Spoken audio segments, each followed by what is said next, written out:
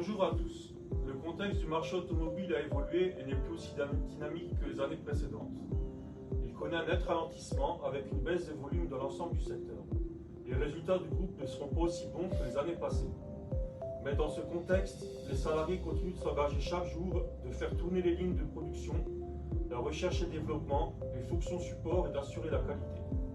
Pour la CFDT, cette qualité doit être reconnue en préservant le pouvoir d'achat de tous les salariés. Une négociation salariale, ce n'est pas qu'une question de chiffres. C'est une question de respect du travail fourni toute l'année. Les salariés ont tous subi l'inflation, la hausse des coûts de la vie et les contraintes d'organisation. La CFDT attend donc une négociation loyale et utile, à la hauteur de l'engagement de l'ensemble des équipes. Pour cette négociation, la CFDT revendique une enveloppe globale de 2,7%. Cette enveloppe doit intégrer à la fois des augmentations générales et des augmentations individuelles. Notre objectif est clair, la préservation du pouvoir d'achat. Pour la CFDT, l'augmentation générale est une revendication essentielle.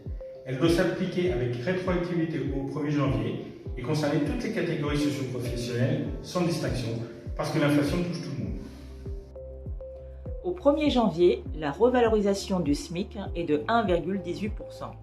Aucun salarié ne doit se faire rattraper par le SMIC. Les augmentations générales doivent être à minima à ce niveau. La CFDT revendique également une part d'augmentation individuelle pour reconnaître le parcours et l'investissement du personnel. C'est une question d'équité et de reconnaissance du travail.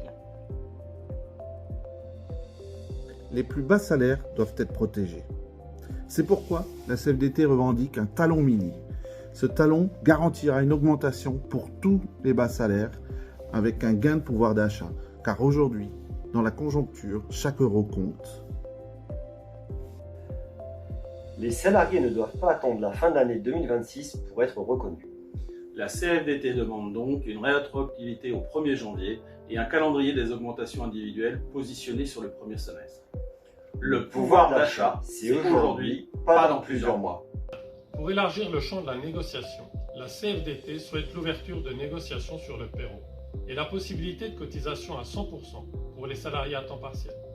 Parce que la reconnaissance, ce n'est pas seulement aujourd'hui, c'est aussi pour demain, pour la protection sociale, pour la retraite. La CFDT porte des revendications responsables. Avec la CFDT, c'est s'engager pour chacun, agir pour tous.